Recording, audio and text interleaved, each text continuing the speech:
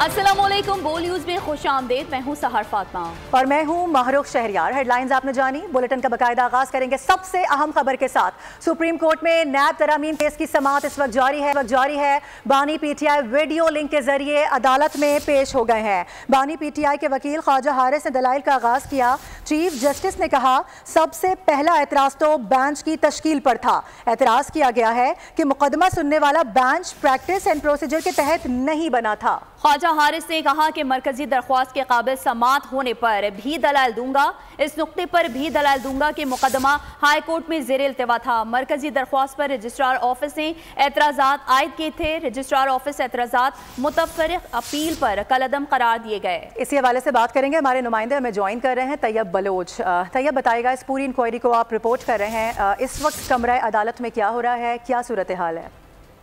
जी, नैब तरामीम और बानी केस की समाज की जस्टिस राजीव अलीसा की सरबराही लार्जर बेंच जो है वो कर रहे हैं और दौरान समाज जो है वो जो हुकूमती वकील थे मखदूम अली खान, उनके दलाइल मुकम्मल हो चुके हैं और उनके दलाइल मुकम्मल होने के बाद आज जो है वो फरूकच नायक तशरीफ लाए। तो चीफ जस्टिस ने उनसे इस्तफसार किया कि आप जो है वो दलाइल देंगे तो आपका क्या वो है, मुद्दा क्या है, जिस पर फरूकच नायक का ये वाज़ेह तौर के ऊपर कहना था कि मैंने अपनी तहरीरी मरूजात जो है वो तो पेश कर दी है, और लेकिन मैं जो है वो जो नैब तरामीम केस का फैसला था उसमें जो इख्तलाफी नोट लिखा गया था जैसे मंसूर अली शाह की जानिब से, मैं उस नोट के ऊपर इत्तफा करूंगा, क्योंकि हम यही समझते हैं कि पार्लिमान को जो है वो तरामीम करने का हक है और पार्लिमान ने नैब की तरामीम दुरुस्त की है और जैसे मंसूर अली शाह ने पार्लिमान की तरामीम को की जो है वो तौसीक की थी। और इसके बाद जो है वो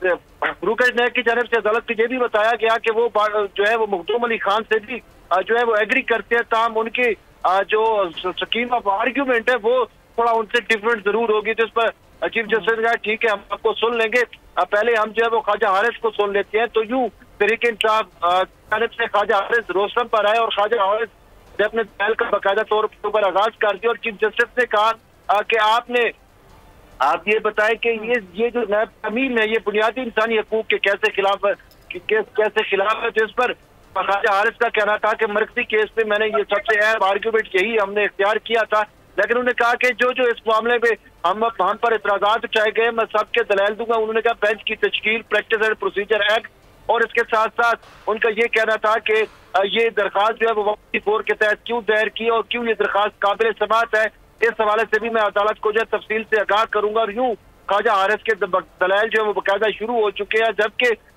उनके मुवक्किल बानी तहरीक इंसाफ के जो चेयरमैन है वो भी जो है वीडियो लिंक के जरिए अडियाला जेल से वो शिरकत कर रहे हैं इस समाअत में। जी ठीक है, तैयब बलोच हमें अपडेट कर रहे हैं। ख्वाजा हारिस की जानिब से इस वक्त दलाइल देने का सिलसिला जारी है, आपसे मजीद भी जानते रहेंगे। फिल वक्त आपने आगाह किया, बेहद शुक्रिया आपका। तो दूसरी जानिब आपको बताएं कि इलेक्शन कमीशन में इस्लामाबाद के इलेक्शन ट्रिब्यूनल की तब्दीली से मुताल्लिक केस की समाअत जारी है। चीफ इलेक्शन कमिश्नर की सरबराही में तारिक फजल चौधरी, अंजुम अकील और राजा खुर्रम नवाज ने election tribunal justice Tariq Mehmood Jahangiri पर अदम एतमाद किया था, जबकि वकील पीटीआई शुएब शाही ने कहा जो दरख्वास्तें फाइल हुई हैं उनका इलेक्शन कमीशन की समाअत से ताल्लुक नहीं है, मामला हाई कोर्ट में भी जेर समाअत है। चीफ इलेक्शन कमिश्नर ने कहा दरख्वास्त गुजार के दलाइल सुन लेते हैं, आप नोटिस ले लें, जिस पर नून लीगी वकला ने दलाइल शुरू कर दिए। वकील लीगी उम्मीदवारान का कहना था कि ट्रिब्यूनल में उम्मीदवार की अदम मौजूदगी में पहला फैसला दिया गया। ट्रिब्यूनल की जानिब से हिदायत दी गई कि फॉर्म 45 और 47 इकट्ठे किए जाएं। इलेक्शन ट्रिब्यूनल में दरख्वास्त गेजेट नोटिफिकेशन के 45 दिन में दरख्वास्त दायर करना लाजिम है।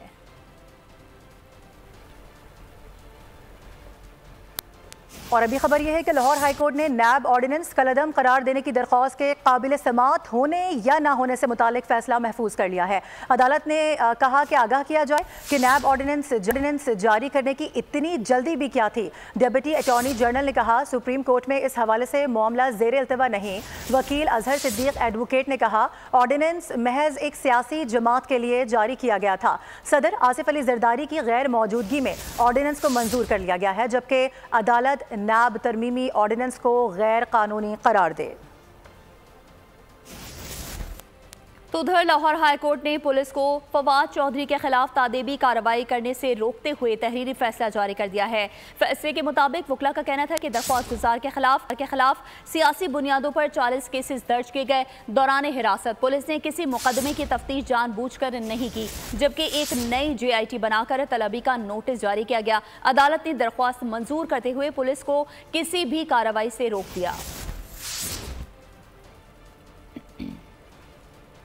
और आपको बताएं कि भारतीय इलेक्शन में कौन सी बॉलीवुड अदाकाराओं ने कामयाबी हासिल की है, रिपोर्ट मुलाहिजा कीजिए। इस बारे में भी आपको आगाह करेंगे, लेकिन अभी अपने नाजरीन को आगाह करते चलें कि वज़ीर आज़म इस वक्त आपको ये बता दें कि chairman Peoples Party Bilawal Bhutto कहते हैं कि बानी PTI पर ध्यान देना नहीं चाहिए कि वो क्या कर रहे हैं, वो खुद मुकाबला करें, ये सब कुछ मकाफात अमल होता है। पार्लिमानी पार्टी के इजलास से खिताब में बिलावल का कहना था कि वफाकी हुकूमत की तरफ से सिंध को इसका हक मिलना चाहिए। उम्मीद है शहबाज शरीफ अपने वादे पूरे करेंगे।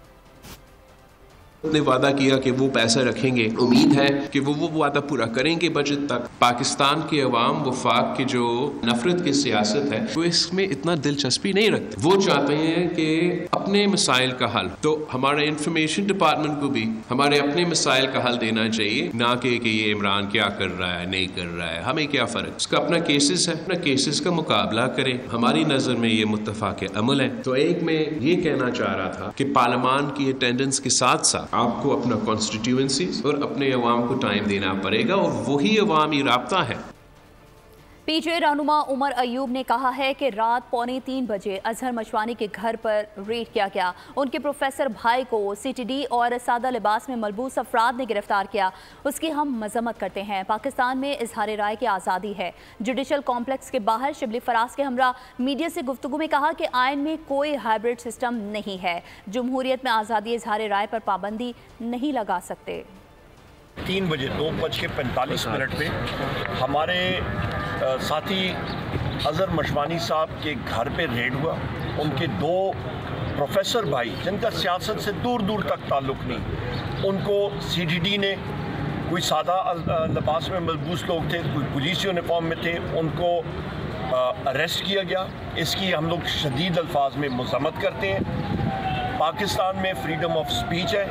हम लोग अपने आप को या डेमोक्रेसी कहते हैं। डेमोक्रेसी में आप फ्रीडम ऑफ स्पीच को नहीं कर्टेल कर सकते, आज़ाद राय को नहीं आप कर्टेल कर सकते। यह है कि हमारे जो सोशल मीडिया की टीम के एक बड़े ही अहम रुकन है, उनके घर में जो ये रात की तारीकी में जो एक शफून मारा गया है, जो सच है उसको आप बिल्कुल रोक नहीं सकते। वो चाहे वो जो महमूद रहमान कमीशन की रिपोर्ट हो, जो कि 50 साल बाद भी मंजर आम पे आ गई है और उससे आगाही हुई है। तो देखें, आगाही जो है तो कौमों की तरक्की का बायस बनती ही है। वो ये और ममालिक में भी ये होता है कि 30 साल बाद जो है तो कोई भी स्टेट सीक्रेट रहता नहीं है, उसको बाहर कर दिया जाता है, आवाम तक पहुंचाया जा सकता है। उधर फैसल करीम कुंडी से रिश्तेदारी भारी पड़ गई। गवर्नर अपनी औकात में रहें, उनकी गाड़ी, पेट्रोल, खाना सब बंद कर दूंगा। वज़ीर आला खैबर पख्तूनख्वा अली अमीन गंडापुर एक बार फिर बरस पड़े। कहा कि वफाक को आखिरी वार्निंग दे रहा हूँ, हक न दिया तो दमादम मस्त कलंदर होगा। बयान पर सिंध से भी जवाब दिया गया। शर्जील मेमन कहते हैं कि अली अमीन वज़ीर आला रहें, गुंडे ना बने। गंडापुर को KP का नहीं सिर्फ PTI का वज़ीर आला समझते हैं। गवर्नर को धमकी आईनी निज़ाम पर हमला है। साथ ही वज़ीर आला के खिलाफ फैसला कुन कार्रवाई की जाए, ये भी कह दिया। जमयत उलमा इस्लाम के रहनुमा मौलाना अब्दुल गफूर हैदरी का कहना है कि PTI से तहफ़्फ़ुज़ात दूर होने में वक्त लगेगा। हमारी तहरीक उन क़ुव्वतों के खिलाफ है जिन्होंने इंतखाबी नताइज तब्दील किए। कलात में मीडिया से गुफ्तगू में उनका कहना था कि पार्लियामेंट में असल अवामी नुमाइंदगान को लाने के लिए जिद्दोजहद जारी रहेगी। हमारे दरमियान माजी में बहुत इख्तिलाफात रहे, अब उन्हें इख्तिलाफात को कम करना, उसके लिए वक्त चाहिए होगा। मैं ये नहीं कह सकता कि हम फौरी तौर पर कोई PTI के साथ इस यकनुकाती एजेंडे पे भी इत्तेहाद कर सकते हैं। इसमें वक्त लगेगा। अगर कोई हम इत्तेहाद की तरफ जाएंगे उसमें फिर भी टाइम लगेगा। इलेक्शन के इनेकाद में जो भी कुव्वतें जिनकी जिम्मेदारी थी और उन कुव्वतों ने इलेक्शन को सबोताज किया, वो कुव्वतें जो इलेक्शन पे असरअंदाज हुई, जीतने वालों को हरवाया और हारने वालों को जितवाया, ऐसी कुव्वतों के खिलाफ हमारी तहरीक। और अमीर जमात इस्लामी ने कराची की आवाज़ बनने का ऐलान कर दिया है। हाफिज नईम कहते हैं कराची वालों का मुकदमा पूरे मुल्क में लड़ेंगे। सिंध हुकूमत और पुलिस ने अवाम को डाकुओं के रहमो करम पर छोड़ दिया है। ईद उल अजहा के बाद बड़ी तहरीक शुरू की जाएगी। आपको बता दें कि अमीर जमात इस्लामी ने कराची की आवाज़ बनने का ऐलान कर दिया है। इससे पहले भी हाफिज नईम उर रहमान की जानिब से कराची के लिए बार बार आवाज़ उठाई गई है। कराची का मुकदमा लड़ने का ऐलान किया गया है और ये कहा गया है कि सिंध हुकूमत ने पूरे कराची को पुलिस और डाकुओं के रहमे करम पर छोड़ दिया है। साथ ही उन्होंने वाज़े कर दिया कि ईद उल अजहा के बाद बड़ी तहरीक शुरू की जाएगी। आगे बढ़ें और आपको बताएं कि बजट खसारा कैसे पूरा किया जाए। अवाम से मजीद वसूलियों का प्लान बना लिया गया है। कई अशिया पर सेल्स टैक्स की छूट खत्म करने का फैसला कर लिया गया। सिफर टैक्स वाली अशिया पर भी 18% टैक्स लगाया जाएगा। LPG की दरामद पर टैक्स से गैस 164 रुपए तक महंगी होने का खदशा पैदा हो गया। टैक्स पर टैक्स। बजट में कई अशिया पर टैक्स छूट खत्म करने का फैसला। FBR ने तैयारी कर ली। LPG टैक्स से मुतासर अशिया में शामिल। ज़राए का कहना है कि सिफर टैक्स वाली अशिया पर भी 18% सेल्स टैक्स लगाने की मनसूबाबंदी की गई है। हेल्थ एंड मेडिकल शोबे का टैक्स इस्तिस्ना जारी रहेगा। दूसरी तरफ LPG एसोसिएशन ने वज़ीर-ए-आज़म शहबाज शरीफ को खत लिख दिया। कहा LPG इंपोर्ट पर टैक्स से गैस फी सिलेंडर 164 रुपए महंगी होने का इम्कान है। फैसले पर नजरसानी की जाए। और पेशावर के निजी तालीमी इदारों के मालिकान ने वफाकी बजट में प्राइवेट स्कूलों के टैक्स मुआफ कराने का मुतालबा कर दिया है। होप की जनरल सेक्रेटरी सिद्रा कहती हैं कि अगर तालीम को फ़रोग देना है तो निजी तालीमी इदारों पर टैक्स ना लगाए जाएं। मजीद बता रहे हैं पेशावर से बोल न्यूज़ के नुमाइंदे नवाब बशीर। जी बिल्कुल, प्राइवेट एजुकेशन सिस्टम का वफाकी बजट से क्या तवक्कुआत है। हमारे साथ इस वक्त प्राइवेट एजुकेशन की जनरल सेक्रेटरी सिदरतुल मुंतहा मौजूद हैं, उनसे बात करते हैं। जी बताइए, आप लोगों को वफाकी बजट से क्या तवक्कुआत है, क्योंकि आइंदा चंद रोज़ में वफाकी बजट पेश होने वाला है। हम ये चाहते हैं कि गवर्नमेंट हमारे साथ ये ताउन करे कि हम अपने स्कूलों के साथ कम से कम हमें इतना रिलीफ दिया जाए कि हम अपने स्कूलों को चला सकें। ये जो हमारे ऊपर टैक्सेस हैं, अगर ये भी बजट में शामिल कर दिया जाए कि ये स्कूल के लिए कम से कम माफ़ कर दिए जाए, ये जितने भी टैक्सेस हैं, तो ठीक है, हम PSRA के रिन्यूअल और बोर्ड एफिलिएशन फ़ीस वो हम अदा करते हैं, लेकिन हमें कम से कम इतना इस बजट में अगर ऐड कर दिया जाए कि हम कौम की खिदमत कर रहे हैं, तो कम से कम ये हमारे ऊपर टैक्सेस हटा दिए जाएँ, तो हम गवर्नमेंट के शुक्रगुजार होंगे। जैसे कि आप लोग देख रहे हैं कि प्राइवेट एजुकेशन सिस्टम के जो एहलकार हैं, उन लोगों का यही कहना है कि उनको वफाकी बजट से और वफाकी हुकूमत से यही तवक्कुआत है कि उन पर जो है वो मज़ीद टैक्सेस ना लगाए जाए और जो टैक्सेस लगाए गए हैं उनमें भी उनको रिलैक्सेशन जो है। आपका बहुत शुक्रिया।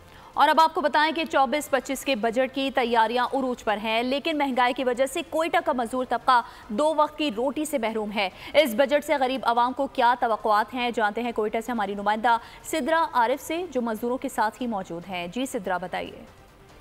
जी, इसके मैं मौजूद हूँ मैजान चौक पे और इतनी शदीद धूप है और इतनी शदीद गर्मी के बावजूद यहाँ पे एक बहुत बड़ी लाइन मौजूद है मजदूरों की। यहाँ बैठते हैं, अपनी मजदूरी का इंतज़ार करते हैं। इनसे हम जानेंगे कि कुछ दिनों बाद बजट पेश होने जा रहा है। इनसे जानेंगे कि इनकी, क्योंकि अभी भी आप देख सकते हैं कि इतनी शदीद धूप है और बहुत से मजदूर जो हैं वो बैठे हुए हैं। 2 महीने से काम मिला नहीं है, खड़े खड़े रहते हैं, अपने जेब का खर्चा भी नहीं है हमारे पास। तो आप क्या करते हैं मजदूरी में? मिस्त्री हूँ मैं।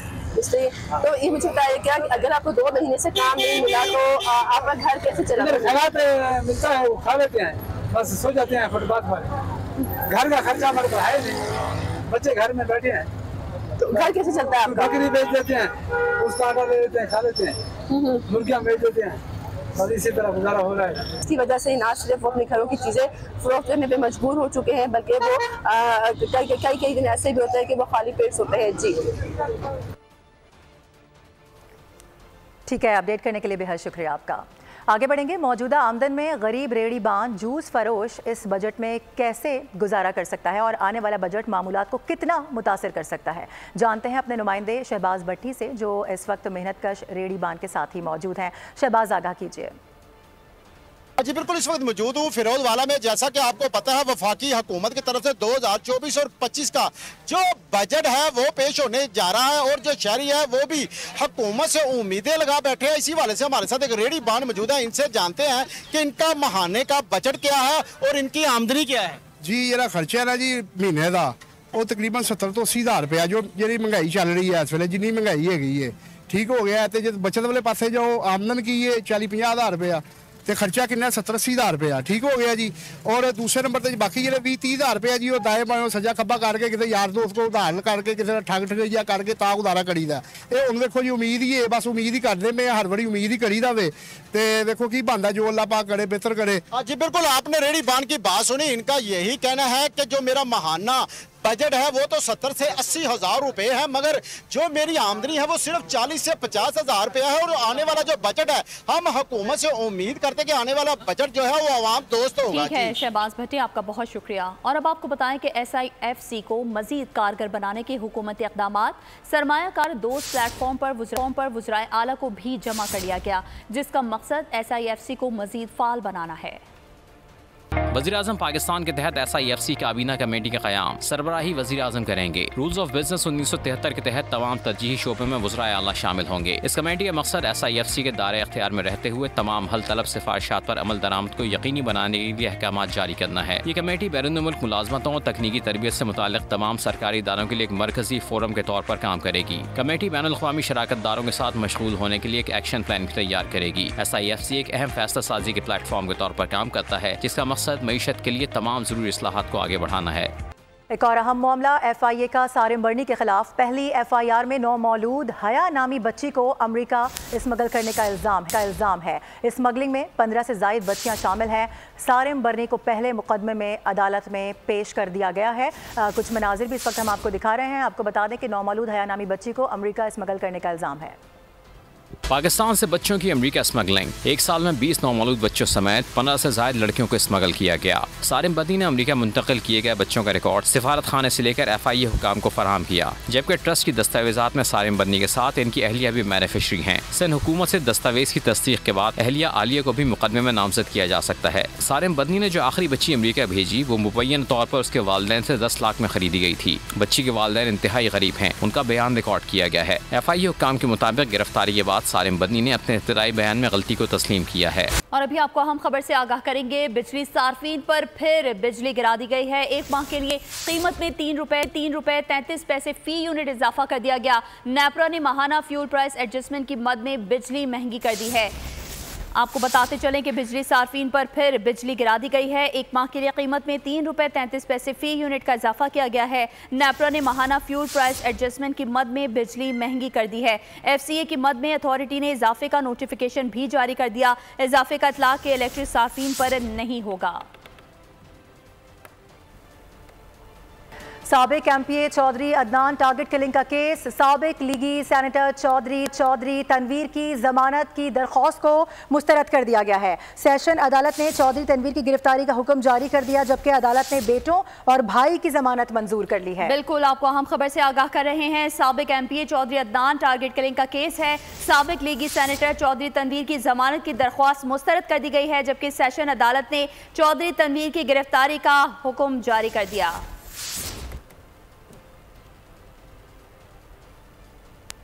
और अब ICC T20 वर्ल्ड कप के हवाले से मजीद खबरें जानने के लिए चलते हैं रमशा साजिद की जानिब।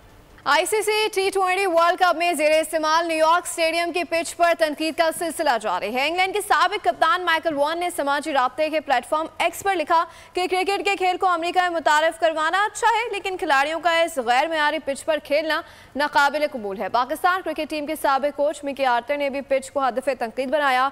X पर लिखा कि न्यूयॉर्क की पिच बहुत ख़राब है। T20 वर्ल्ड कप में न्यूयॉर्क के निसाव स्टेडियम में भारत और आयरलैंड के दरमियान मैच में आयरलैंड की पूरी टीम सिर्फ 16 ओवर में 96 रन पर ढेर हुई थी। श्रीलंका और जनूबी अफ्रीका का पिच भी लो स्कोरिंग रहा। श्रीलंकन टीम 77 रन पर आउट हुई। प्रोटीज ने हदफ तक पहुंचने के लिए प्रोटीज को गंवा दिया। T20 वर्ल्ड कप में कौमी क्रिकेट टीम अपने सफर का आगाज आज से करेगी। डैलस में मेजबान अमेरिका से टाकरा होगा। कप्तान बाबर आजम कहते हैं कि अमेरिकी टीम होम कंडीशंस में खेल रही है, उन्हें यहाँ के ग्राउंड का अंदाजा है, लेकिन उन्हें भी अपनी टीम पर भरोसा है कि वो अच्छी क्रिकेट खेलेगी। अमेरिकी टीम कनाडा को शिकस्त देकर इवेंट का फातिहाना आगाज कर चुकी है। ग्रीन शर्ट्स का मिशन T20 वर्ल्ड कप सफर आज से शुरू होगा। कौमी टीम अमेरिका से 2-2 हाथ करेगी। डैलस में मैच पाकिस्तानी वक्त के मुताबिक रात 8:30 बजे शुरू होगा। पाकिस्तान टीम ने डैलस में मैच की तैयारियों को हतमी शक्ल दे दी। 3 घंटे पर मुश्तमिल ट्रेनिंग सेशन किया। बैटिंग, बॉलिंग और फील्डिंग की भरपूर मशकें हुई। ऑलराउंडर इमाद वसीम पसली में तकलीफ के बायस मैच के लिए दस्तयाब नहीं। कप्तान बाबर आजम कहते हैं, हमारे कुछ खिलाड़ी अमेरिका में खेल चुके हैं, इसलिए इन्हें कंडीशंस का अंदाजा है। वर्ल्ड कप में हाई स्कोरिंग मैचेस नजर नहीं आ रहे। मुख्तसर फॉर्मेट में पाकिस्तान और अमेरिका की टीमें पहली बार मद्दे मुकाबला आ रही हैं। नातजुर्बेकार अमेरिकी टीम ने पहले मैच में कनाडा को 7 विकेटों से मात देकर इवेंट में खतरे की घंटी बजा दी है। ग्रैंड प्रेरियर स्टेडियम के विकेट बैटिंग के लिए साजगार है। कौमी टीम इस ग्राउंड पर पहली बार इन एक्शन होगी। T20 वर्ल्ड कप में मेजबान अमेरिका ने फातहाना आगाज करके अपने अज़ाइम जाहिर कर दिए हैं। अमेरिकी पहली बार मेगा इवेंट में शिरकत और मेजबानी कर रहा है। अमेरिकी क्रिकेट टीम में किस किस मुल्क से खिलाड़ी शामिल है, इस हवाले से देखते हैं ये report. ICC T20 world cup में ऑस्ट्रेलिया का फातहाना आगाज। ओमान को 39 रन से शिकस्त दे दी। 164 रन के हदफ के ताकुब में ओमान की टीम 9 विकेटों पर 125 रन बना सकी है। भारत ने आयरलैंड और युगांडा ने पापुआ गिनी को सैर कर लिया। और अब कुछ बात कर लेते हैं ईद उल अजहा के हवाले से, जिसके करीब आते ही कराची की मवेशी मंडियों में गहमा गहमी शुरू हो गई है। मुल्क के मुख्तलिफ शहरों से कुर्बानी के जानवरों की आमद का सिलसिला जारी है। जानवरों की खरीदारी और उन्हें देखने के लिए खरीदारों और मनचले नौजवानों की बड़ी तादाद मवेशी मंडी का रुख कर रही है। सुन्नत इब्राहिमी की अदायगी के सिलसिले में एशिया की सबसे बड़ी मवेशी मंडी में गहमा गहमी शुरू हो गई। 50,000 से जायद मवेशी पहुँच गए। नॉर्दर्न बाईपास पर कायम मवेशी मंडी में मुल्क के मुख्तलिफ शहरों से कुर्बानी के जानवरों की आमद का सिलसिला जारी है। मवेशी मंडी में VIP ब्लॉक्स भी लग गए। इन ब्लॉक्स में आला नस्ल के मवेशियों की आमद जारी है। VIP ब्लॉक्स में मवेशियों के लिए खुसूसी माहौल, जबकि खरीदारों के लिए खुसूसी सहूलतें मुहैया की जा रही हैं। दीगर ब्लॉक्स में आरजी मंडी की रौनकों में तेजी से इजाफा हो रहा है। मवेशी मंडी में आला और नायाब नस्ल के बकरों, दुम्बों और ऊँटों के लिए भी अलग अलग ब्लॉक्स कायम किए गए हैं। मवेशी मंडी को जाने वाली अहम सड़कों पर पुलिस की नफरी और मोबाइल तैनात हैं। आरजी चौकियाँ भी तामीर की जा रही हैं। रास्तों पर पुलिस की पेट्रोलिंग भी जारी है। मंडी की सिक्योरिटी के लिए मजमूई तौर पर 500 पुलिस एहलकार तैनात किए गए हैं। मंडी में होटल, खाने पीने के स्टॉल, ठंडे मशरूबात हैं। इसी के साथ बोल न्यूज से फिलहाल इतना ही। मजीद खबरों और अपडेट्स के लिए विजिट कीजिए हमारी वेबसाइट bolnews.com और देखते रहिए बोल न्यूज।